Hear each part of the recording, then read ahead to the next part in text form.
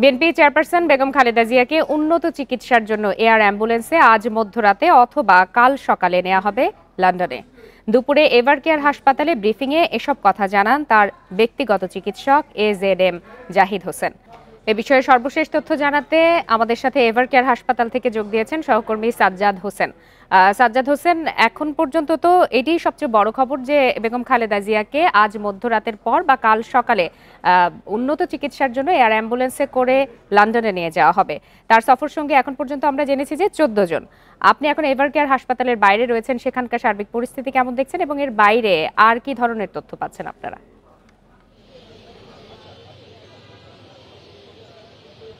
লোপা, ঠিক আপনি যেমনটি বলছিলেন, আমি কিন্তু এই মুহূর্তে আছি রাজধানীর এভারকেয়ার হাসপাতালের ঠিক বাইরে। আজকে সকালে 11:30টায় কিন্তু একটি গতকাল যে যুক্তরাজ্য থেকে এবং চীন থেকে যে বিশেষজ্ঞ চিকিৎসকরা এসেছিলেন তাদের একটি সভা বা বৈঠক বসে এবং সেই বৈঠকে কিন্তু খালেদা জিয়ার চিকিৎসার অবস্থা নিয়ে বিভিন্ন পর্যবেক্ষণ করা হয় এবং সর্বসম্মতিতে কিন্তু একটি মেডিকেল বোর্ডের সিদ্ধান্ত অনুযায়ী কিন্তু এই সিদ্ধান্তে সবাই উপনীত হয় যে আজকে মধ্যরাত থেকে আগামীকাল ভোর পর্যন্ত যে কোনো সময়ের মধ্যেই কিন্তু তাকে উন্নত চিকিৎসার জন্য যুক্তরাজ্যে নিয়ে যাওয়া হবে। আরেকটি বিষয় জানিয়ে রাখি, যুক্তরাজ্যে তাকে কিন্তু লন্ডন ব্রিজ হাসপাতাল নিয়ে যাওয়া হবে। এটি কিন্তু যুক্তরাজ্যের অন্যতম বড় একটি হাসপাতাল, যেটি যুক্তরাজ্যে যে টেমস নদী আছে তা সেখানে অবস্থিত আছে, টেমস নদীর তীরে।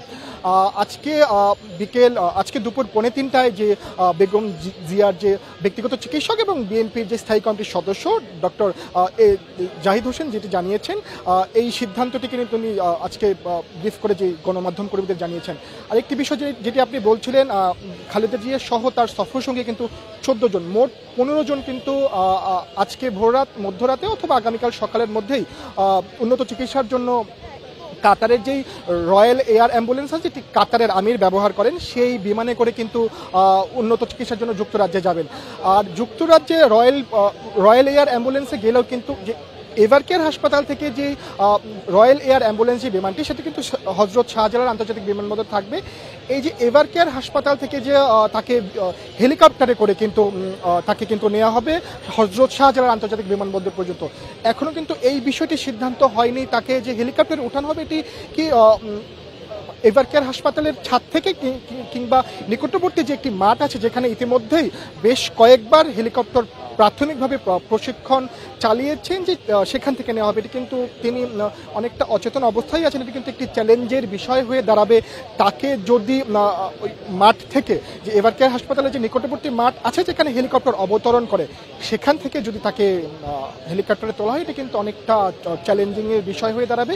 এই বিষয়ে কিন্তু এখন আমাদের কোনো সিদ্ধান্ত জানানো হয়নি হেলিকপ্টারের মাধ্যমে হেলিকপ্টারটিকে এভারকেয়ার হাসপাতালে অবতরণ করবে কিনা। আমরা এই তথ্যটি পেলেই সাথে সাথেই আমরা দর্শকদের জানানোর চেষ্টা করব।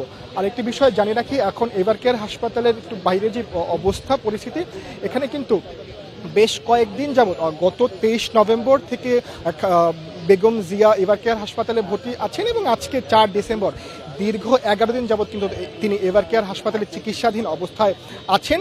এই তখন থেকে কিন্তু যে বিএনপি সহ যে দেশের অন্যান্য সাধারণ মানুষ কিন্তু এভারকেয়ার হাসপাতালের এই বাইরে এসে অবস্থান করছেন এবং সর্বশেষ তথ্য তাৎক্ষণিক জানার জন্য যে তাদের মধ্যে আগ্রহ, সেই আগ্রহের জায়গায় এবং দেশনেত্রী বেগম জিয়ার প্রতি যে ভালোবাসা, সেই অবস্থান থেকে কিন্তু তারা অবস্থান করছিলেন।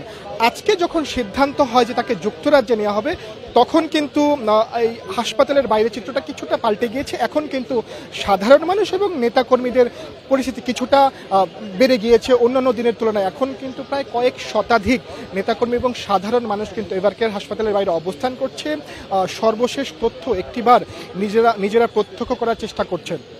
একটি বিষয় আপনি তথ্য সংগ্রহ করতে থাকুন। অনেক ধন্যবাদ আপনাকে।